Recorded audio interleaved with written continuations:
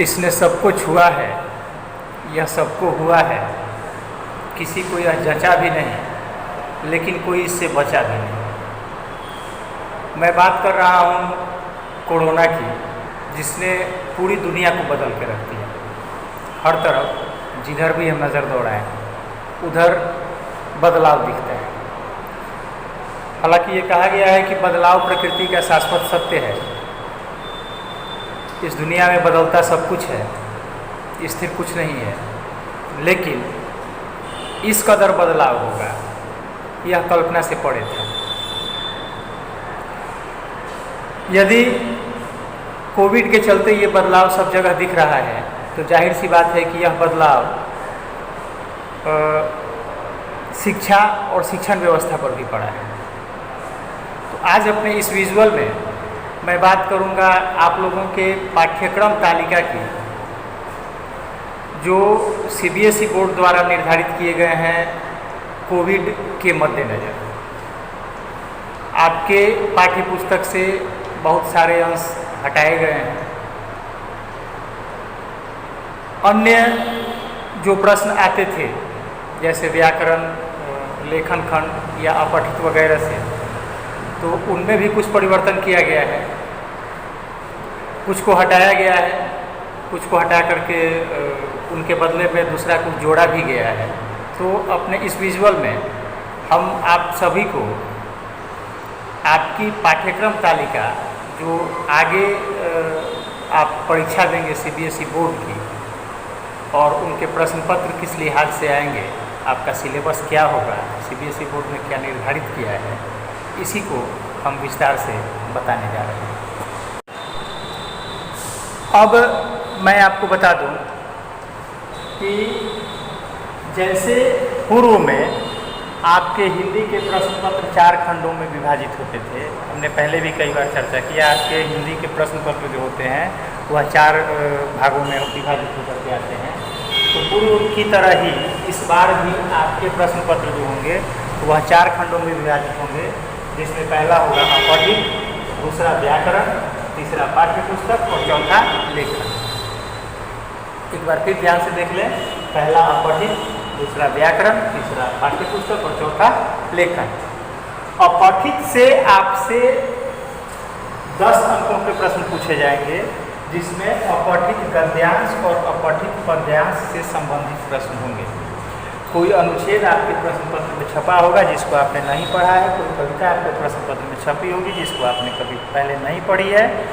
इत्तेफाकन हो सकता है कि आपको पहले मिल भी गई हो पढ़ने के लिए, तो और अच्छी बात है। नहीं भी मिली है तो ये प्रश्न जो होते हैं वह आपके चिंतन क्षमता को निखारने के लिए प्रश्न पत्र में शामिल होते हैं। तो इनसे यानी अपठित गद्यांश और अपठित पद्यांश से आपसे 5 अंकों के यानी कुल 10 अंकों के प्रश्न पूछे जाएंगे। फिर व्याकरण से आपसे 16 अंकों के प्रश्न पूछे जाएंगे। हम विस्तार से आगे बताएंगे आपको कि व्याकरण के किस पाठ से कितने अंक के प्रश्न आएंगे। फिर पाठ्य पुस्तक है, तो पाठ्य पुस्तक में आपको 2 किताबें पढ़नी है, क्षितिज और कृतिका, कोर्स ए के विद्यार्थियों के लिए। तो क्षितिज 2 खंडों में है, गद्य खंड और पद्य खंड। आपने देखा होगा कि क्षितिज में निबंध है, जीवनी है, यात्रा वृत्तांत है, संस्मरण इत्यादि हैं, कहानी है। तो ये गद्य खंड में आते हैं। कुछ कविताएं होंगी जो कि पद्य खंड में आती हैं। तो गद्य खंड से आपसे प्रश्न जो पूछे जाएंगे वह पठित गद्यांश। देखिए, पहले अपठित पार्ट जो होता था, अपठित वाला भाग जो होता था वह 15 अंकों का हुआ करता था, लेकिन अब इधर अपठित को 10 अंक कर दिया गया, यानी इसमें से 5 अंक कम किया गया। लेकिन इधर क्या किया गया है कि आपको पठित गद्यांश और पठित पद्यांश दे दिए गए हैं, ये भी आपके प्रश्न पत्र में रहेंगे। तो आपने जो पढ़ा है उसमें से कोई भाग, कोई अनुच्छेद के रूप में आपके आपके प्रश्न पत्र में रहेगा, जिससे संबंधित प्रश्नों के उत्तर आपको देने होंगे, और वह 7 अंकों के लिए पूछा जाएगा। और गद्य खंड से प्रश्न जो होंगे, यानी पाठ्य पुस्तक के गद्य खंड से जो प्रश्न होंगे वह 2-2 अंक के 4 प्रश्न, यानी आपसे 8 अंक के प्रश्न पूछे जाएंगे। कुल मिलाकर के क्षितिज के गद्य खंड से आपको 15 अंकों के प्रश्नों के उत्तर लिखने होंगे। फिर पद्य खंड पर आइए, तो पद्य खंड में भी पठित पद्यांश यानी कविता का कोई भाग आपको मिलेगा, जिससे संबंधित 7 अंकों के प्रश्न आपसे पूछे जाएंगे। और पद्य खंड से संबंधित प्रश्न जो होंगे वह 2 गुना 3 यानी 2-2 अंकों के 3 प्रश्न आपसे पूछे जाएंगे, यानी 7 और 6 13 अंकों के प्रश्न आपके पद्य खंड से रहेंगे तथा 15 अंकों के प्रश्न जो है वो गद्य खंड से रहेंगे। कुल मिलाकर के आपके पाठ्य पुस्तक क्षितिज से आपके प्रश्न पत्र में 28 अंकों के प्रश्न आपको मिलेंगे उत्तर देने के लिए, उत्तर लिखने के लिए। फिर कृतिका से 3-3 नंबर के 3-3 अंक के 2 प्रश्न पूछे जाएंगे, यानी 6 अंकों के प्रश्न जो होंगे वह कृतिका से होंगे। इस तरीके से आपकी पाठ्य पुस्तक से कुल 34 नंबर के प्रश्न, 34 अंक के प्रश्न आपसे पूछे जाएंगे। और लेखन 20 नंबर का होगा। पहले लेखन का नंबर भी जो होता था वो 15 या 16 होता था, लेकिन अब जो लेखन खंड है वह 20 अंकों का होगा। आगे अब आइए बात करते हैं व्याकरण खंड की। तो व्याकरण खंड से आपसे, जैसा कि हमने पहले बताया कि 16 अंकों के प्रश्न पूछे जाएंगे, उसमें रचना के आधार पर वाक्य के भेद से 4 अंकों के प्रश्न होंगे। रचना के आधार पर वाक्य के भेद से, यानी सरल वाक्य, संयुक्त वाक्य और मिश्र वाक्य जो होता है, इससे संबंधित 4 अंकों के प्रश्न पूछे जाएंगे। दूसरे नंबर पे वाच्य से आधारित प्रश्न आपसे वो भी 4 अंकों का होगा, यानी कर्तृवाच्य, कर्मवाच्य या भाववाच्य से आधारित प्रश्न जो होंगे वाच्य खंड से, वाच्य से, तो वो 4 अंकों का पूछा जाएगा। फिर पद परिचय 4 नंबर के पूछे जाएंगे। तो पद परिचय, जैसा कि जितना मैं समझता हूँ आप लोगों के लिए नया नहीं होना चाहिए, इसलिए नया नहीं होना चाहिए कि आपने वर्ग 9 में भी पद परिचय पढ़ा होगा, ठीक है। और एक बिल्कुल नई विधा है जिससे परिचय आपको वर्ग 10 में ही हुआ होगा, और वो है रस। तो रस से संबंधित भी 4 अंकों के प्रश्न आपसे पूछे जाएंगे।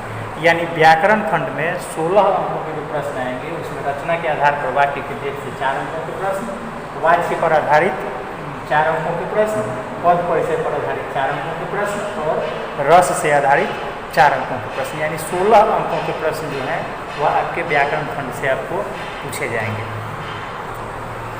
जहाँ तक लेखन खंड की बात है, तो पहले विद्यार्थियों का काम लेखन खंड में निबंध और पत्र लिख देने से चल जाता था, लेकिन अब देखा जाए तो आपके प्रश्न पत्र में निबंध नहीं मिलेगा आपको लिखने के लिए।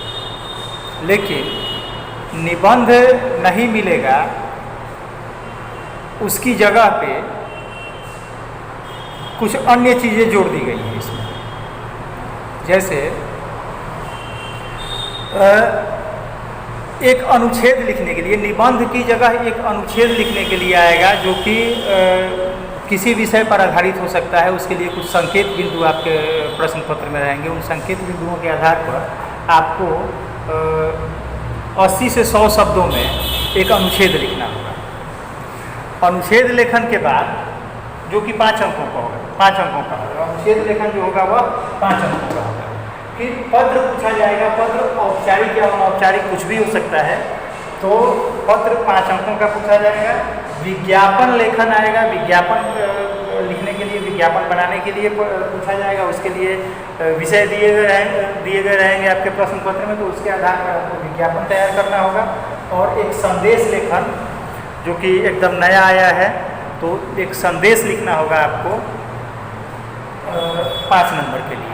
तो यानी लेखन खंड में आपसे 5-5 अंक के लिए 4 बातें पूछी जाएंगी। तो इस लिहाज से आपको अपने लेखन खंड को तैयार करना होगा। आपके अंदर अभिव्यक्ति की जितनी अच्छी क्षमता होगी, आप अपने आप में किसी बातों को जितना अधिक वर्णित करने की क्षमता रखते हैं, उतना ही बढ़िया आप अपने लेखन खंड से संबंधित प्रश्नों के उत्तर अपने उत्तर पुस्तिका में लिख सकते हैं। आगे हम बात करेंगे, आपके पाठ्य पुस्तक क्षितिज और कृतिका से कुछ पाठों को हटा दिया गया है, जिसके संबंध में अब नया जो सिलेबस हम लोगों को मिला है उसमें लिखा हुआ है कि निम्नलिखित पाठ हटा दिए गए हैं। पहले जो हम लोगों को सिलेबस मिला था उसमें ये लिखा हुआ था कि ये अमुक अमुक पाठ जो है वो केवल पढ़ने के लिए है, तो केवल पढ़ने के लिए है, उस लिहाज से हम लोग समझते थे कि उनको पढ़ना जरूरी है। लेकिन हालांकि मैं यहाँ भी नहीं कहूँगा कि जिन पाठों को हटा दिया गया है उनको आपको नहीं पढ़ना चाहिए, आपके लिए पढ़ना जरूरी नहीं है। लेकिन परीक्षा के लिहाज से यदि देखा जाए तो अब जो सिलेबस हम लोगों को मिला है, जो सर्कुलर हम लोगों को मिला है, उसमें ये लिखा हुआ है कि निम्नलिखित पाठों को हटा दिए गया है। तो मैं जिन पाठों को हटा दिया गया है सिलेबस से उनके संबंध में आपको बता दूं। आपके क्षितिज की गद्य खंड में आपके क्षितिज के पद्य खंड में कुल 9 रचनाएं पहले आपको पढ़नी थी, जिनमें से इन 5 रचनाओं को हटा दिया गया है। नए सिलेबस के मुताबिक जो कोविड के बाद आए हैं, कोविड के बाद हालांकि आने वाला दूसरा सिलेबस है, तो इसमें से इन 5 पाठों को बिल्कुल हटा दिया गया है। उसमें देव का कवित है, जयशंकर प्रसाद की रचना आत्मतत्व, नागार्जुन की रचना यह दंतुल मुस्कान, गिरिजा कुमार माथुर के द्वारा लिखा हुआ छाया मत छूना तथा मंगलेश डबराल विरचित संगतकार। ये 5 पाठ जो हैं आपके सिलेबस से हटा दिए गए हैं। तो इस लिहाज से अब आपको जो पढ़ना रह गया पद्य खंड में, जो पढ़ना है, जिन पर आपको मुख्य रूप से ध्यान देना है, विशेष रूप से ध्यान देना है, वो पाठ हैं।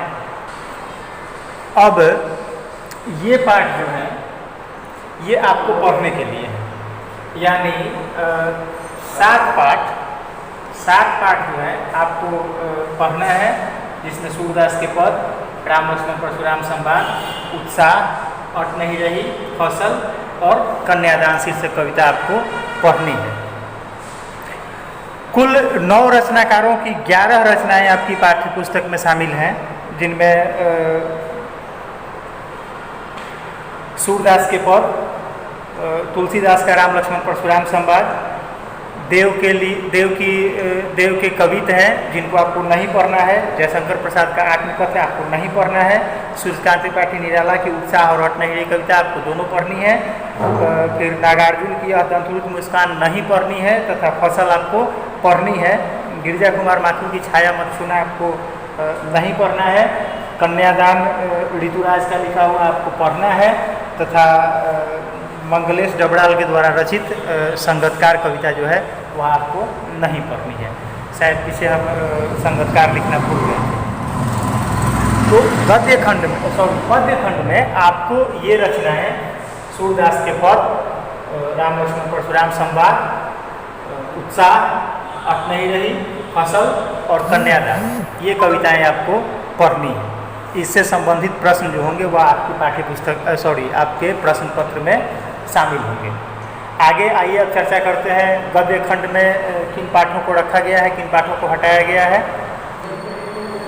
क्षितिज के गद्य खंड से जो हटाए गए पाठ हैं, जो कोविड के चलते जो बदलाव किया गया है, जो हटाए गए पाठ है वो है एक कहानी यह भी, जो कि मनु भंडारी के द्वारा लिखा हुआ है, स्त्री शिक्षा के विरोधी कुतर्कों का खंडन महावीर प्रसाद द्विवेदी विरचित तथा नौबत खाने में इबादत, रचनाकार यतीन्द्र मिश्र हैं, और भदंत आनंद कौशल्याय विरचित संस्कृति शीर्षक पाठ को आपके सिलेबस से परीक्षा के लिहाज से इसको हटा दिया गया है। और जिन पाठों को आपको पढ़ना है उनमें शामिल हैं नेताजी का चश्मा स्वयं प्रकाश विरचित, बाल गोविंद भगत, राम वृक्ष बेनीपुरी विरचित, यशपाल विरचित लखनवी अंदाज तथा मानवीय करुणा की दिव्य चमक, जिसको सर्वेश्वर दयाल सक्सेना ने लिखा है।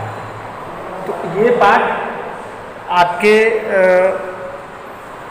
सिलेबस से हटा दिए गए हैं और ये पाठ जो है ये आपकी सिलेबस में शामिल है, रखे गए हैं क्षितिज के गद्य खंड से। और कृतिका से भी कुछ पाठ हटाए गए हैं, जिनके नाम हैं यही ठैया झुलनी हैरानी हो रामा तथा मैं क्यों लिखता हूँ। ये 2 पाठ कृतिका से आपके सिलेबस से हटाए गए हैं। तो इस तरीके से हमने आपको इस विजुअल में ये बताने का प्रयास किया, ये समझाने का प्रयास किया कि कोरोना के चलते जो आपकी सिलेबस में बदलाव हुआ है उसके बाद जो सर्कुलर हम लोगों को बोर्ड के द्वारा मिला है उसके आधार पर हमने आपको ये बताया, ये समझाया, और अब आप बेहतर होगा कि इस लिहाज से अपनी तैयारी को जारी रखें। आपके लिए जहाँ तक पाठ्य पुस्तक की बात है तो उसमें कुछ वज़न आपका कम हो गया है, कुछ घट गया है। हालांकि लेखन खंड वगैरह में जहाँ तक मैं समझता हूँ कुछ अंश बढ़ा दिए गए हैं, तो वो भी विशेष चिंताजनक बात नहीं है। यदि आपका अध्ययन सुचारू रूप से अनवरत जारी रहेगा तो परीक्षा कोई बहुत बड़ी चीज़ नहीं है। आप मन लगा करके पढ़िए और आपका भविष्य उज्जवल हो। इन्हीं मंगल कामनाओं के साथ आज का विजुअल यहीं समाप्त करता है। धन्यवाद।